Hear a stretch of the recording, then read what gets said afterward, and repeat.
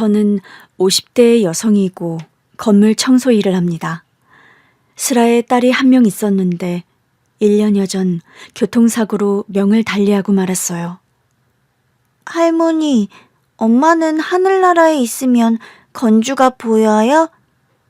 그럼 우리는 엄마가 안 보여도 저 하늘 위에선 우리가 다 내려다 보인단다. 엄마는 좋겠다. 왜? 우리가 보여서? 네, 그럼 저나 할머니가 안 보고 싶을 거잖아요.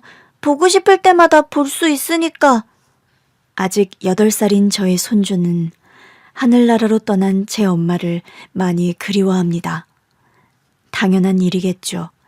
저는 환갑을 내일 모레 앞둔 나이면서도 여전히 저 세상 떠난 어머니가 그리운데 아직 초등학교 1학년밖에 안 된 손주 녀석은 말해 못하겠어요. 어린 손주가 해맑게 그런 말로 제 엄마에 대한 그리움을 표현할 때면 제 마음은 미어지는 것만 같습니다. 원래 딸이 명을 달리한 뒤 사위가 손주를 돌봤었는데 얼마 전에 갑자기 저에게 손주를 맡기러 왔더군요. 장모님, 당분간 건주 좀 봐주시겠어요? 처음 딸을 떠나보내고 난 뒤 휴직계를 써서 손주를 돌보던 사위였고 아직 휴직 기간이 끝나지 않았는데도 갑자기 손주를 맡기는 사위가 좀 의아하긴 했더랬죠. 자네 무슨 일 있어? 그냥 좀 어디 다녀올 것도 있고 제가 처리해야 할 일들이 있어서요. 뭔가 정확하게 이유를 얘기하지 않는 사위가 좀 서운했지만 남자 혼자서 아이를 돌보는 게 쉬운 일이 아니란 걸 알았기에 저는 당연히 승낙을 했더랍니다.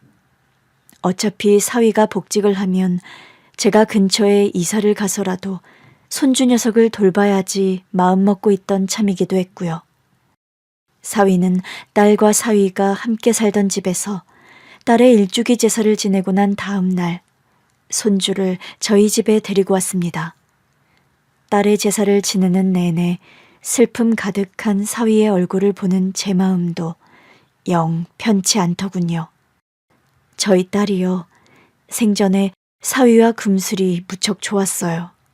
딸과 사위는 결혼 전에 어디 궁합을 보러 가도 100년에 한 번 나올까 말까 한 찰떡궁합이라는 소리를 듣곤 했죠. 엄마, 저랑 이서방 완전 천생연분이래요. 그 소리가 그렇게 좋아? 그럼요, 엄마. 전 이서방 만난 일이 내 인생 최대 행운인걸요? 저희 딸은 사위를 만나고 나서 성격도 밝아지고 하는 일이 더 잘 풀리기도 했습니다. 딸은 인터넷 쇼핑몰 사업을 했는데 사위와 결혼하고 나서 사업도 더 잘 되는 편이었죠. 저희 집이나 사위네 집이나 가진 거 없는 집안이었지만 성품 착하고 성실한 딸과 사위가 가정을 일궈 서로 아껴주며 잘 사는 모습이 엄마 된 입장에서 참 좋았어요. 그런데 평생 홀몸으로 억척스레 키워낸 저의 금지옥엽딸이 어느 날 갑자기 교통사고로 명을 달리해버린 겁니다. 진경아, 안 돼. 정신 좀 차려봐. 병원 응급실에서 미친 사람처럼 울며 불며 소리치던 사위의 모습이 지금도 제 뇌리 속에 생생합니다. 온 식구가 반정신이 나간 상태에서 딸의 장례식을 치렀어요. 그리고 1년이 흐른 지금 저와 사위는 여전히 딸을 잃은 상실감에서 헤어나지 못하고 있습니다. 그런데요, 손주 녀석을 맡기고 사위가 어느 날부턴가 연락이 뚝 끊긴 겁니다. 원래는 손주를 맡긴 뒤로도 하루 한 번은 꼭 전화가 와서 손주의 안부를 묻곤 하던 사위였는데 어느 날부터인가 전화 연락이 없는 거예요. 처음엔 바쁜가 보다 하고 대수롭지 않게 넘겼는데 하루, 이틀, 사흘, 나흘, 일주일이 넘도록 연락이 안 되는 사위였습니다. 이렇게 경우 없이 연락을 끊을 사위가 아닌데 무슨 일일까 싶어서 저는 사위가 좋아하는 밑반찬 몇 가지를 만들어서 사위가 사는 집에 찾아갔더랍니다. 띵동. 현관벨을 눌렀는데 잠시 뒤 사위가 밖으로 헝클어진 머리에 추리닝 바람으로 나오더라고요. 일신에 아무 문제도 없이 집에 있으면서 일주일 넘게 연락을 끊은 사위가 괘씸하게 느껴지더군요. 저도 모르게 좀 뾰족한 목소리로 아니 이서방, 멀쩡하게 집에 있으면서 왜 휴대폰을 안 받아? 이서방? 새삼스레 뭘 되물어. 그럼 이서방 보고 이서방이라 하지 박서방이라 할까? 아들 맡겨놓고 자네는 아빠란 사람이 걱정도 안 되나? 저도 모르게 화가 나서 좀 역정을 내고 말았어요. 누구시죠? 저 아줌마 모르는데요. 사위의 대답을 듣고 저는 기함하고 말았더랍니다. 10년 가까이 제 얼굴을 보고 산 사위가 갑자기 저를 처음 본 사람처럼 안면몰수를 하니 기가 막혔어요. 자네 뭐 잘못 먹었나? 내가 뭐라고 한 소리 했다고 지금 이러는 거야? 저 진짜 아줌마 처음 보는데 누구세요? 되돌아오는 사위의 대답은 더 어이가 없었죠. 게다가 그런 말을 하는 사위의 표정이 정말 거짓 하나 없이 저를 처음 보는 사람의 생뚱맞은 표정인 겁니다. 순간 이게 대체 무슨 사달이지 싶은 생각이 들면서 덜컥 겁이 나더라고요. 아니 이서방, 정말 나를 모른다는 거야? 자네 대체 갑자기 왜 이러나? 저는 사위를 흔들며 채근했어요. 장난치는 거면 정도껏 해. 나를 모르다니 그게 무슨 소리야?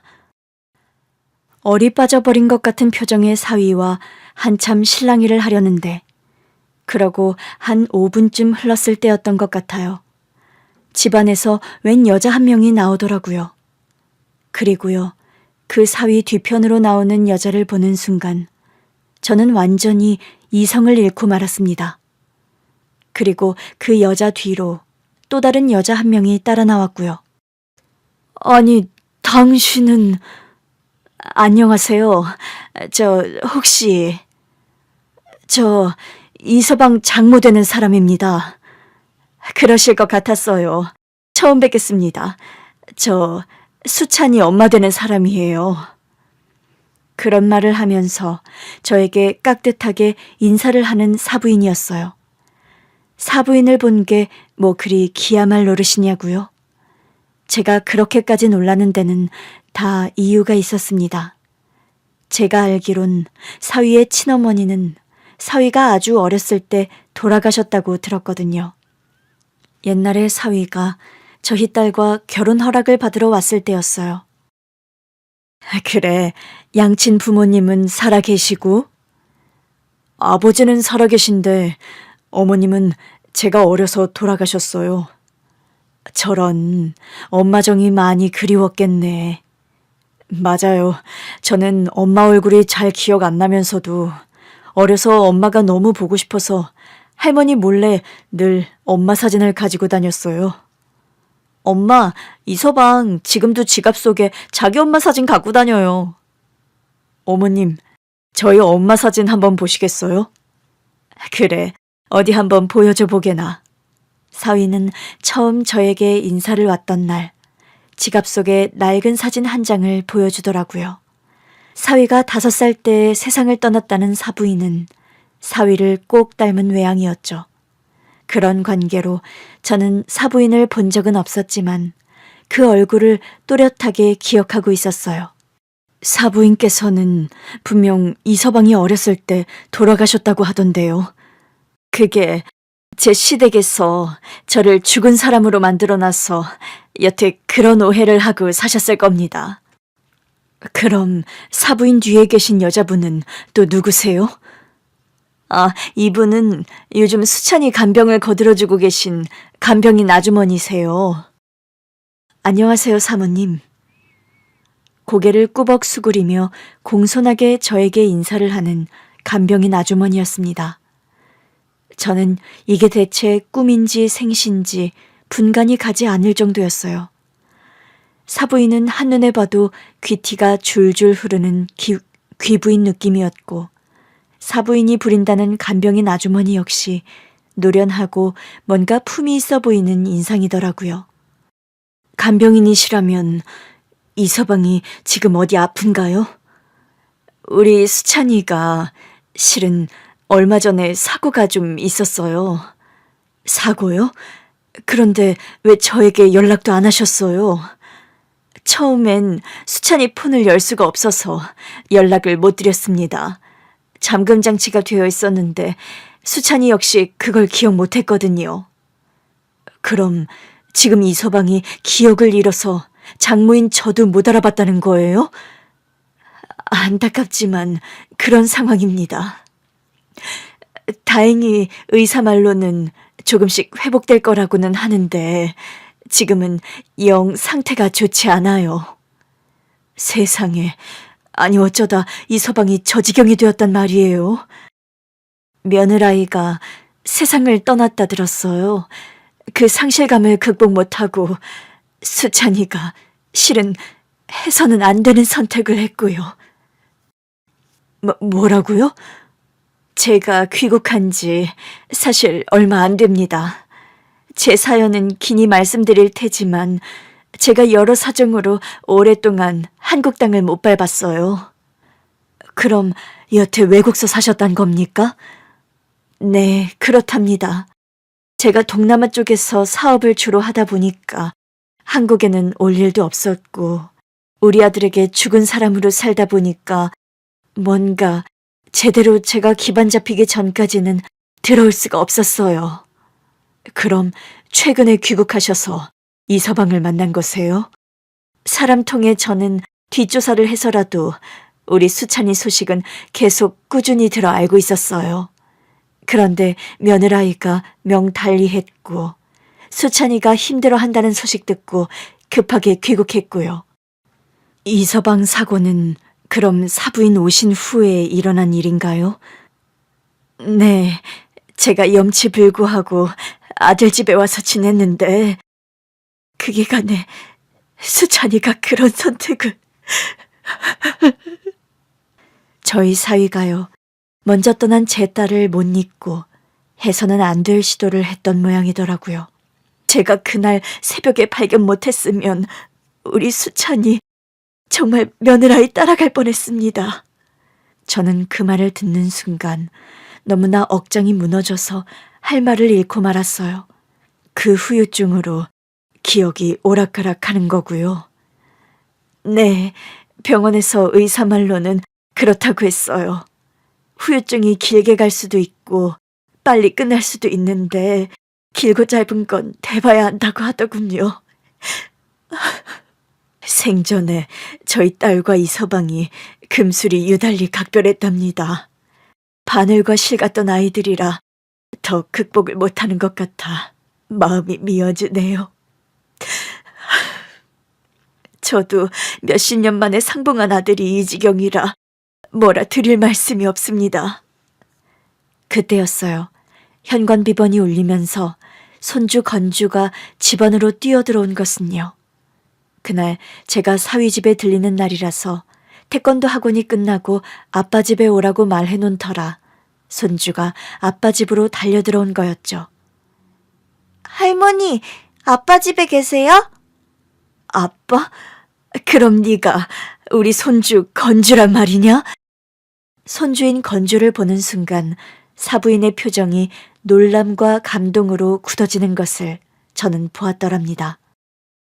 할머니, 아빠는 어디 계세요?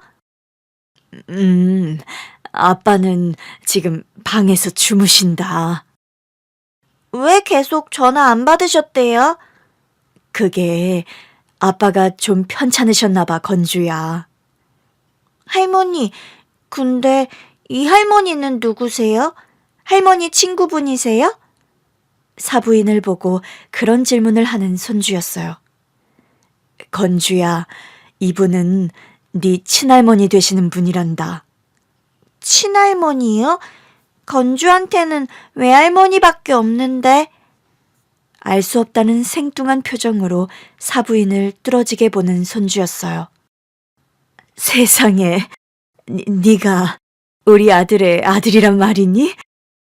건주야. 아이고, 내 손주 건주. 그런 말을 하면서 오열하며 손주를 끌어안는 사부인이었습니다.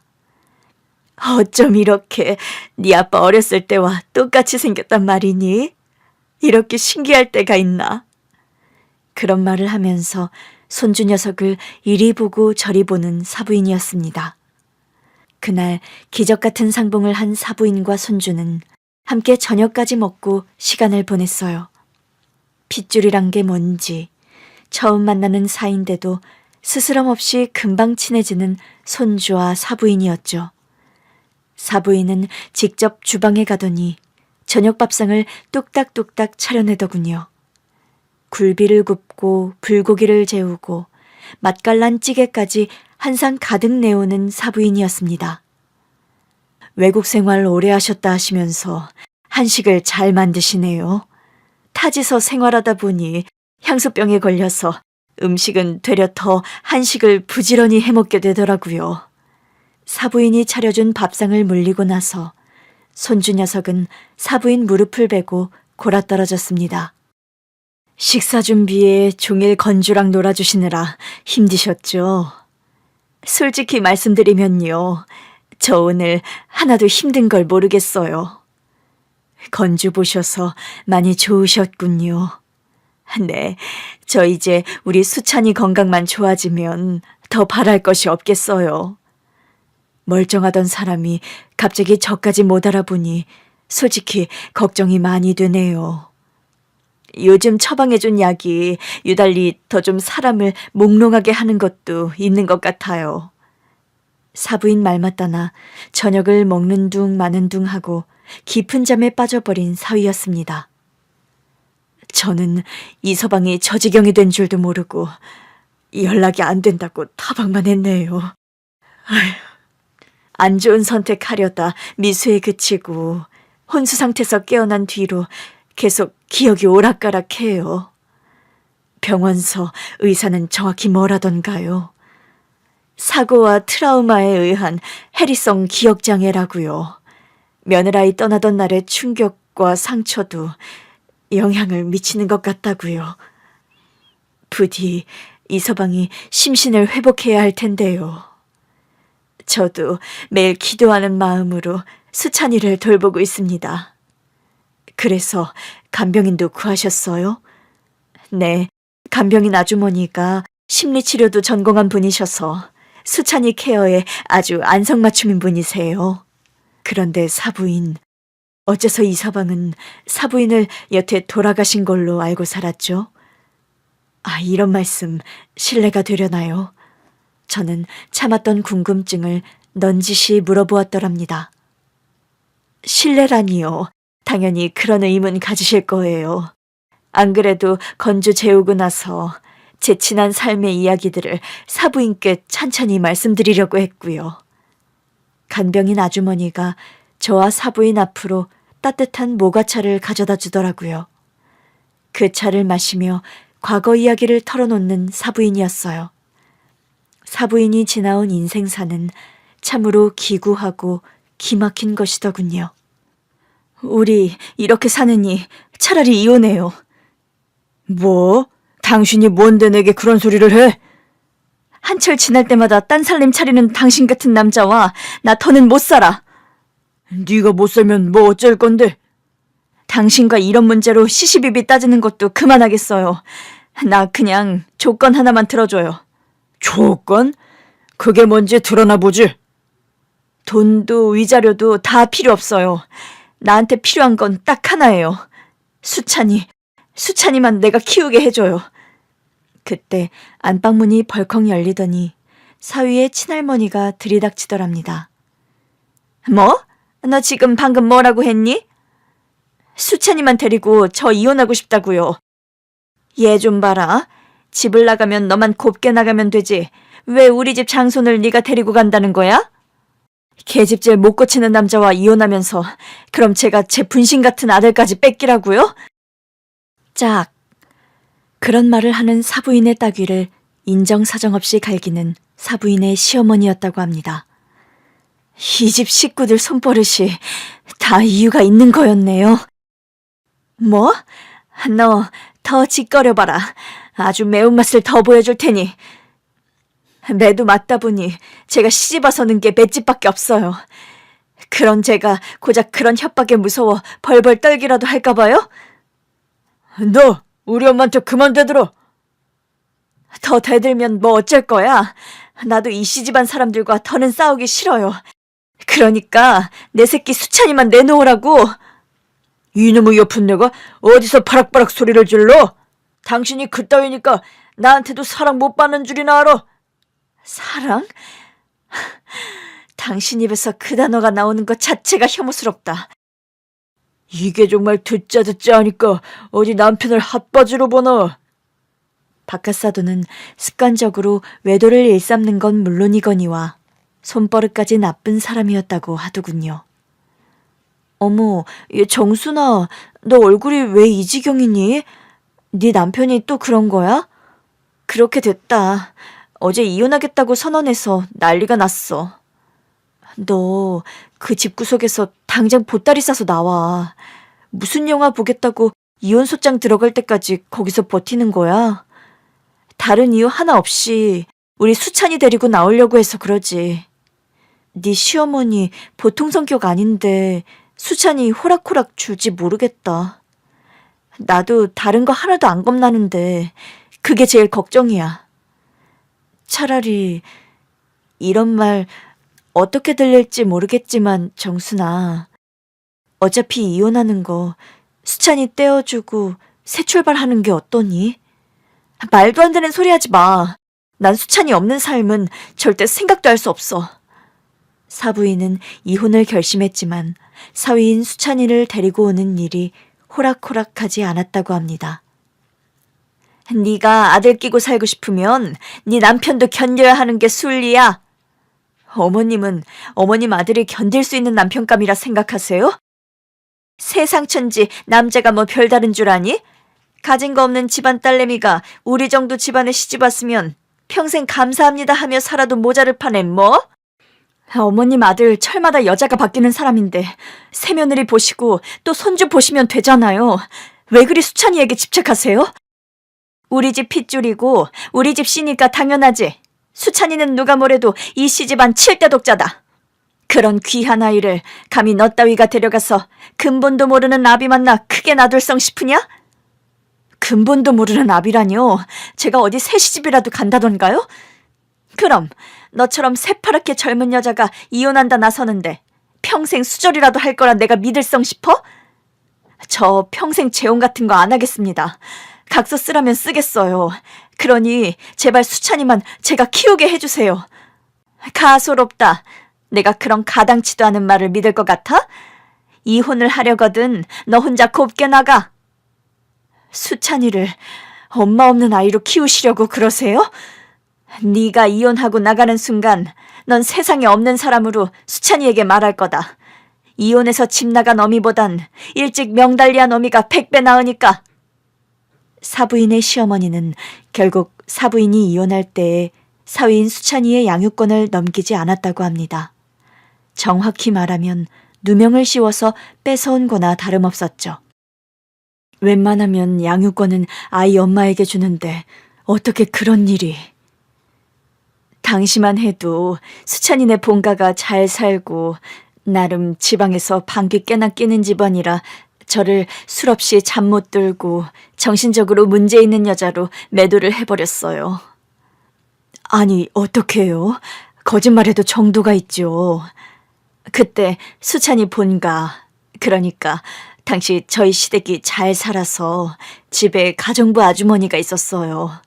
집에서 같이 생활하시는 입주 가정부 아주머니셨는데 그 아주머니 통해서 빈 술병들을 잔뜩 제 옷장에 숨겨두고 제가 맨날 술 마신다고 헛소문 지어내더라고요. 그런 식으로 애 못 키울 여자를 만들었군요. 아니 어찌 인두겁에 탈을 쓰고 그런 짓을. 돈으로 그 가정부를 매도해서 법정에서 완전히 거짓 증언을 시켰어요. 맨날 술을 잔뜩 먹고 잠든다. 수면제 없이 잠도 못 잔다. 수면제에 취해서 매일 해롱거린다는 되도 않는 말까지 지어내고요. 멀쩡한 사람을 나사빠진 사람 만들었다는 거잖아요. 내가 밤에 무슨 몽유병까지 있는 중증의 정신질환자를 만들어버리는 바람에 판사는 제게 양육권을 안 줬어요, 결국. 그렇게 이서방을 뺏기신 거라고요. 네, 아들 뺏기고 저 아주 제정신이 아니었어요. 그 후로 시댁에서는 저를 아예 세상에 없는 사람을 만들어버렸고 저는 도끼를 품고 외국으로 떠났고요. 비참함과 배신감을 잔뜩 안은 채 사부인은 외국으로 돈을 벌러 떠났다고 합니다. 악착같이 성공해서 돌아와 시댁에 복수해주겠다. 힘을 일단 기르고 이서방을 다시 찾아와야겠다. 그런 결심을 했더랍니다. 그런데 어디 성공이라는 게 말이 쉽지 어디 쉬운 일인가요? 처음 베트남으로 건너가서 이것저것 일을 손댔지만 고전을 많이 했어요. 베트남에서 사촌언니 부부가 커피 사업을 하는 바람에 사부인은 처음에 그곳에 가서 일손을 도우며 사업을 배웠다고 합니다. 제가 어설프게 손댔던 사업들은 성과가 없었는데 사촌언니 부부 사업 일은 제 적성에도 잘 맞고 성과도 나쁘지 않았어요.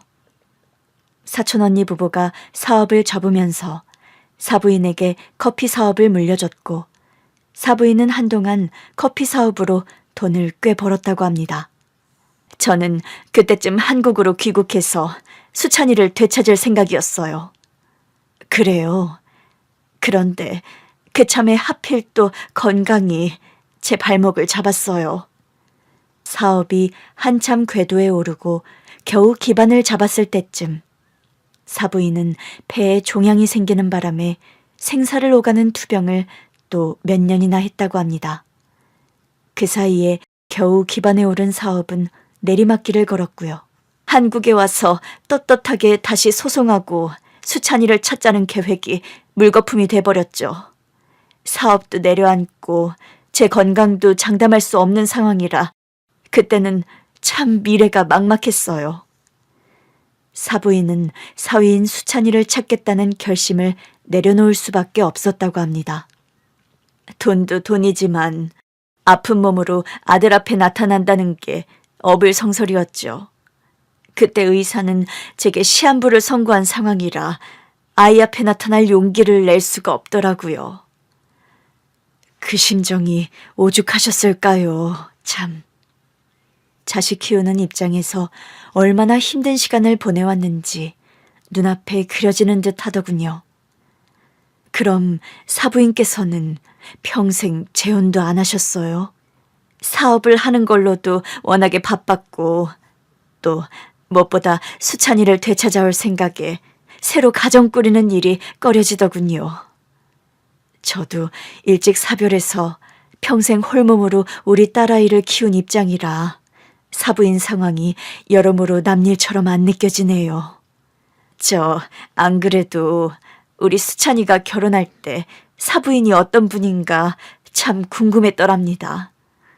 이서방 결혼할 때 와보시고 싶으셨을 텐데 어떻게 참으셨어요? 그때까지만 해도 제 건강을 장담 못하는 상황이라 울면서 우리 수찬이 결혼 소식만 전해 들었었네요. 그 후로 건강은 그래도 어떻게 회복하셨어요? 죽기 전에 우리 아들 좀 실컷 보고 싶다는 소망이 저를 다시 일어나게 한 것 같아요. 병원에서도 거의 포기한 상태의 사부인이었는데 한 3년 자연치유를 전문으로 하는 요양원에서 정양을 하고 난 뒤 기적적으로 폐에 생긴 종양이 사라졌다 하더군요. 수술로도 온갖 약물로도 계속 생겨나던 종양이 요양원에서 자연요법 받고서 거짓말처럼 사라졌어요. 아마 거기 치료법이 제 체질에는 잘 맞았던 게 행운이었던 것 같고요. 그래도 건강 회복하셨다니 참 듣던 중 다행이네요. 그렇게 겨우 살아나서 다시 사업에 뛰어들었어요. 그때가 막 한류 붐 일면서 우리나라 드라마가 인기 많이 끌던 때였고 한국 화장품을 떼어다 파는 사업을 시작했는데 사업이 아주 잘 됐고요. 사부인은 알고 보니까요. 동남아 쪽에서 화장품 사업으로 아주 큰 성공을 거둔 사업가더라고요. 돈 걱정 없고 준재벌 소리 들을 때까지 이악 물고 견디자는 각오로 사업을 키웠어요. 시댁 사람들 누구도 찍소리 못할 정도로 내 힘을 키운 다음 귀국하자. 그리 마음을 먹었더랍니다. 사부인의 오기 섞인 목표대로 사부인은 큰 성공을 거둔 상태로 귀국했다고 합니다. 그런데요, 세월이 야속하죠. 막상 한국에 들어오고 나니 수찬이 아버지도 시어머니도 모두 이 세상 사람이 아니더군요. 네, 박가사도는 5년 전에 암투병하다 돌아가셨거든요. 이서방 할머님은 더 오래전에 돌아가신 걸로 알고요. 그러니까요. 완벽하게 시댁 식구들 코를 납작하게 해주려고 이악 물고 성공했는데 그 사이에 남편도 시어머니도 죽고 없는 데다 시댁 사업까지 파산했다는 소식 듣고 참 허무하더라고요. 저희 사위네 집이요. 원래 잘 살던 집이었는데 한 6년 전인가 바깥 사돈 사업이 완전히 망해서 파산을 했고 얼마 안가 바깥 사돈도 명을 달리했더랍니다. 그 여파로 사위 역시 녹록치 않은 시간을 보내야 했지요. 사실 저희 딸이 시집가고 나서 시댁이 망하게 됐던 거고 저희 딸도 살아생전 고생을 많이 했습니다. 우리 며느리도 고생 많이 했다던데 참 제가 억장이 무너져요. 이서방과는 워낙 금술이 좋아서 사는 게 쪼들려도 부부싸움 한 번 안 하던 아이들이에요. 제가 그 얘기 듣고 더 속이 상하더군요. 우리 수찬이가 천생연분 배필을 하루아침에 잃어서 저리 마음고생을 하고 정신 못 차리는구나 싶어서요. 그런 말을 하면서 눈시울을 붉히는 사부인이었습니다. 저 역시 딸 생각이 나면서 서글픈 그리움이 파도처럼 밀려오는 게 사실이었죠. 저희 딸과 이서방이 연애 시절부터 참 각별했더랍니다. 저는 그때 한국에 없다 보니 우리 수찬이와 며느라이 결혼할 때 얘기를 잘 모르는데 좀 해주시겠어요? 제 딸과 이서방의 결혼 스토리를 궁금해하는 사부인이었습니다. 사실 저희 딸이 이서방과 결혼할 당시만 해도 이서방네 집안이 돈도 많고 나름 지방에서 유지소리 됐던 상황이라 제 딸아이를 며느리감으로 탐탁지 않아 했어요. 엄마, 시댁에서 제가 성에 안 차시나 봐요. 뭐? 그게 무슨 소리니? 딸에게 그런 소리를 들은 저는 철렁하는 마음이 드는 게 사실이었죠. 편모스라 가진 거 없는 집안에서 태어나고 자라게 한 딸에게 미안한 마음이 들었어요. 어머니, 진경이가 하는 말 흘려들으세요. 아니, 어떻게 그런 말을 흘려듣나. 저기 이서방, 집안어른들이 진경이를 마음에 안 들어 하시던가? 결혼 허락 안 하시면 저 절연할 거예요. 제 나이가 무슨 결혼을 허락받고 해야 할 나이도 아니고요. 그래도 집안어른들이 반대하면 허락할 때까지 설득하고 기다려야지 절연이라니. 어머니, 제가 세상에서 제일 사랑하는 진경이를 받아들이지 않는다면 저는 그게 부모님이건 누구건 간에 절연 말고는 답이 없어요. 그래도 너무 그러지 말고 어른들을 일단 천천히 설득시키려고 하게나. 사위의 확고한 마음은 믿음직했지만 집안과 절연 운운하는 건 걱정되는 게 사실이었습니다. 그런 얘기를 전해 들은 사부인의 표정이 일그러지더군요. 제가 옛날에 처음 시집 갈 때도 그리 반대를 하더니 며느라이에게까지 그런 유세를 부렸군요. 참. 그래도 이서방의 강경한 태도 때문인지 결혼은 생각보다 순조롭게 진행이 됐어요. 당연하죠. 시대가 어느 때인데 자식 결혼 반대를 그런 식으로 하다니 참. 그런데 딸과 사위가 결혼하고 더 큰 문제는 얼마 되지 않아 사위 집안의 사업이 내려앉기 시작했다는 거였어요. 엄마, 우리 살던 집까지 경매로 넘어간대요. 네 시아버지가 사주셨다는 집 말이니? 네, 엄마. 저랑 이서방 다시 집 알아보려고요. 딸 부부는 신혼집으로 바깥 사돈이 구해줬던 넓은 아파트를 나와 비좁고 허름한 다세대 빌라로 이사를 해야 했어요. 그래도 본인들은 아직 젊고 건강하니 괜찮다며 절망하거나 하는 기색 하나 없던 딸 내외였습니다. 그런 와중에 손주가 태어난 거였고 사업이 파산한 뒤 얼마 안 돼서 명을 달리한 바깥 사돈이었죠. 전 며느리를 만나면 평생 손에 물 한 방울 안 묻히고 공주처럼 호강시켜주고 싶었어요. 그런데 그렇게 일찍 떠나버렸다니 너무 황망하고 슬프더군요. 저도 아직 우리 딸아이가 죽은 게 실감이 잘 안 납니다. 건주도 여전히 제 엄마를 많이 그리워하고요. 그래서 말인데요. 저 사부인께서 저희 집 근처로 이사 오시는 게 어떻겠어요? 이사요? 네. 지 처 잃고 저리 방황하는 수찬이를 생각해서라도 건주를 지 아빠인 수찬이 밑에서 키우는 게 나은데 또 수찬이는 외할머니 손길이 꼭 필요하고요. 그것도 나쁘지 않은 생각 같으네요. 그리고 이사 와달라고 제가 부탁드리는 거니까 사부인 지내실 집은 제가 마련할게요. 아니에요, 사부인. 저 살던 집 정리하고 그 수준에 맞게 집이야 다시 구하면 되죠. 제가 우리 수찬이 장가갈 때 해준 것도 없어놔서 뭐라도 해주고 싶어서 그래요. 수찬이가 사부인을 친어머니처럼 따른 것도 제가 다 알고 있고요. 사부인은 손주 녀석이 지낼 주요 공간이기도 하다면서 기어이 제가 지낼 새 집을 마련해 주시더군요. 사부인, 이렇게 말씀드리면 어떻게 들으실지 모르겠지만 전 평생 일하고 사업하느라 이제 가진 게 돈뿐이에요. 엄마 노릇 제대로 못하고 산 대가로 돈을 모은 거다 그리 생각하는데 이제 제가 가진 것으로 엄마 노릇 이런 식으로라도 하게 해주세요. 라고 말씀하시며 기어이 저에게 집을 선물해 주시는 사부인이었어요. 사위는 바깥 사돈 사업이 망하며 대신 지게 된 빚이 꽤 거금이었는데 그 역시 사부인께서 한 큐에 해결을 해줘버린 모양이더군요.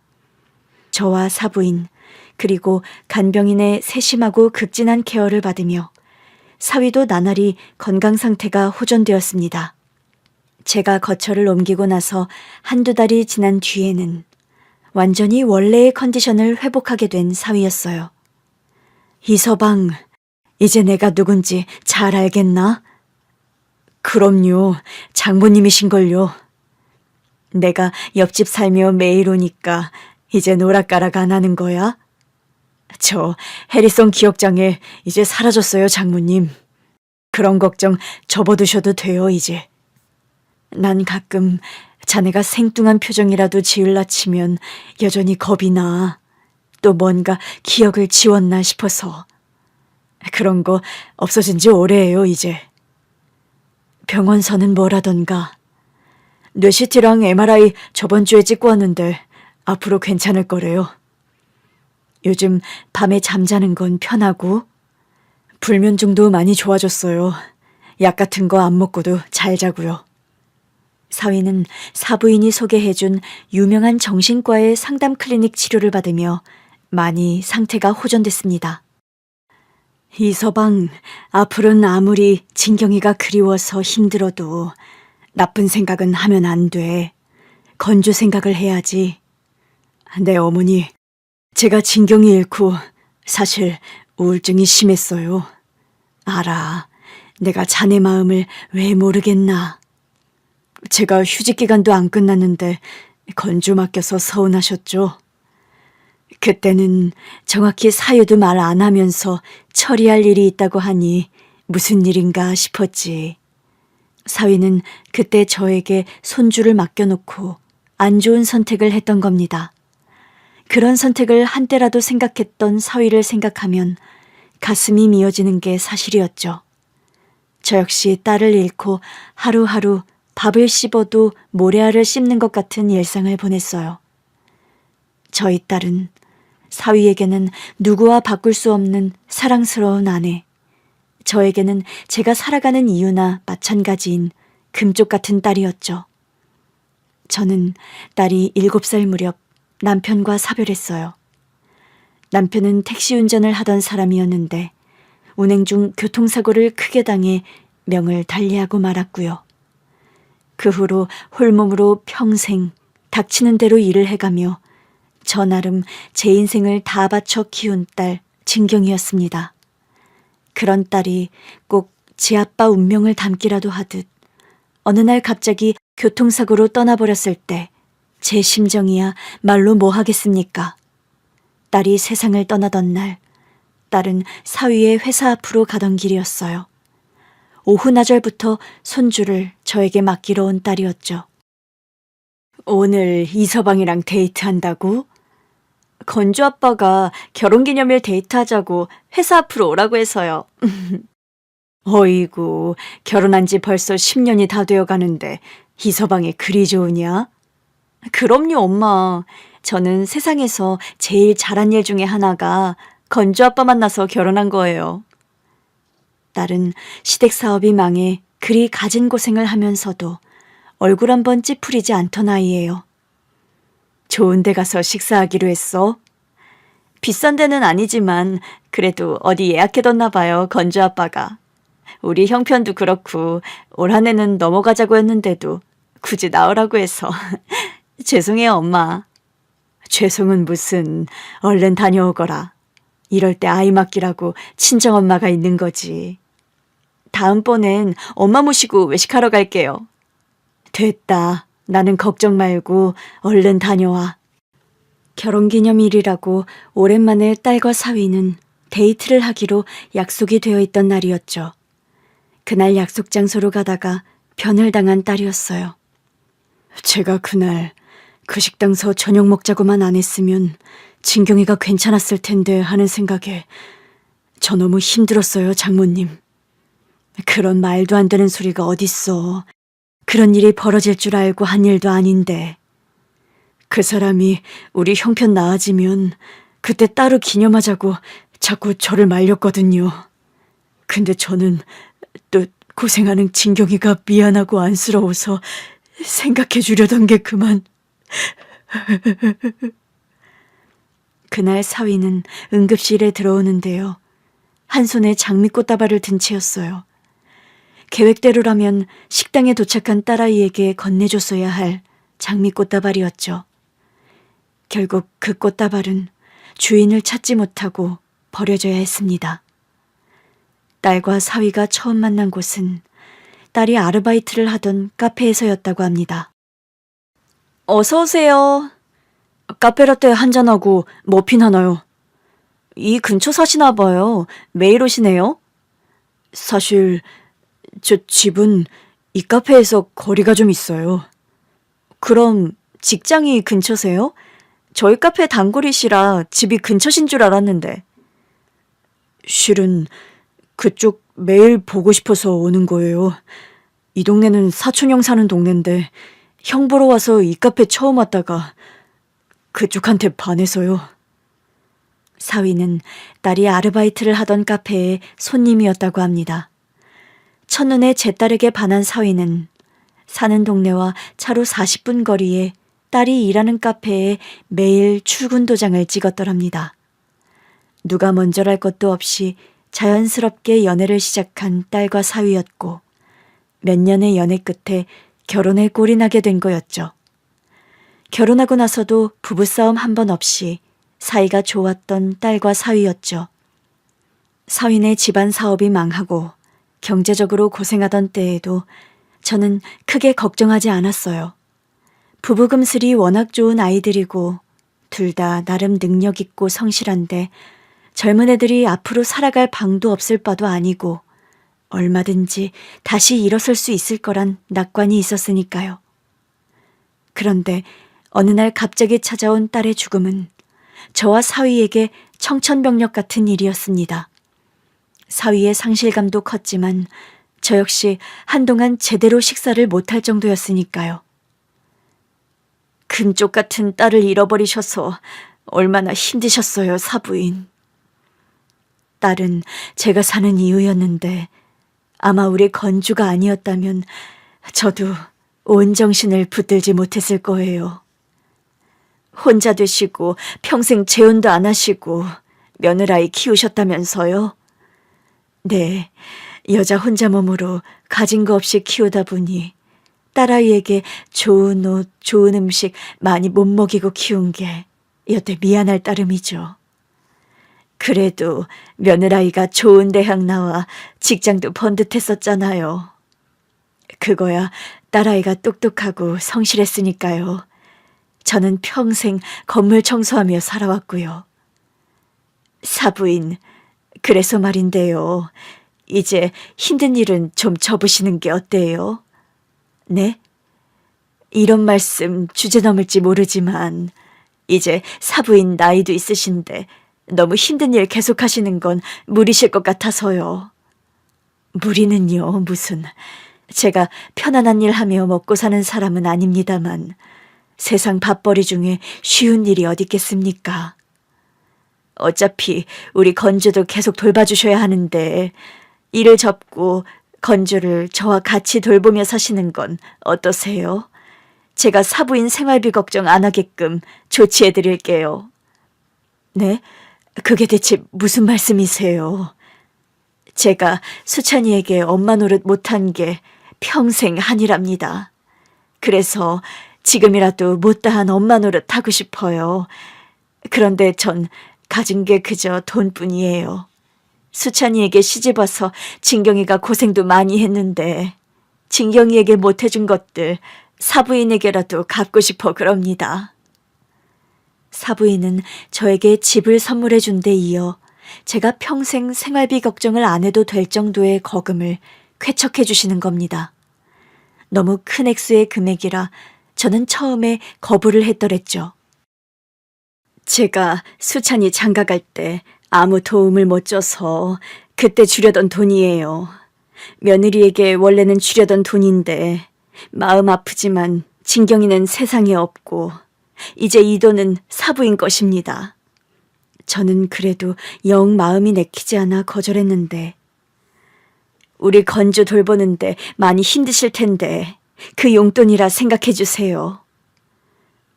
간곡하게 부탁하는 사부인이었습니다. 사부인이요, 재력이 남다른 사람이더라고요.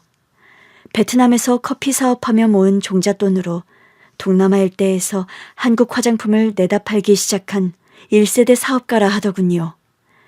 업계에서는 사부인을 모르는 사람이 없을 정도로 굉장히 성공한 사업가였습니다.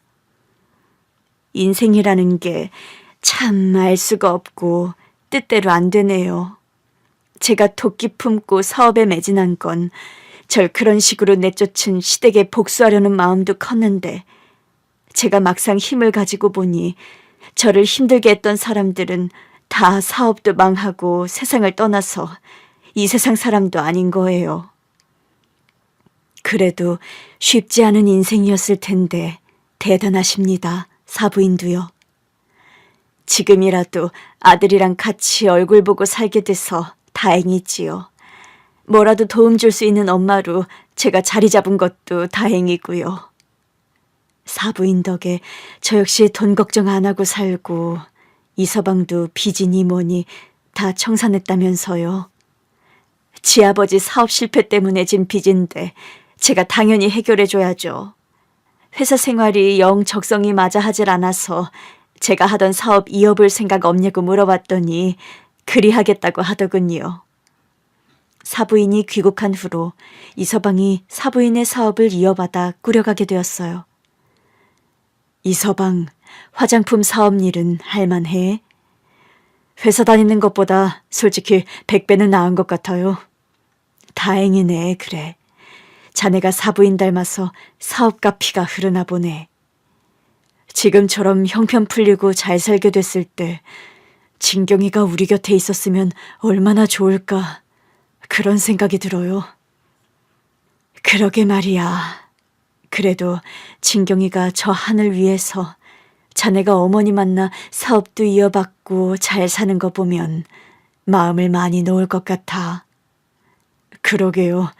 나중에라도 진경이 만나게 됐을 때 부끄럽지 않게 열심히 살려고요.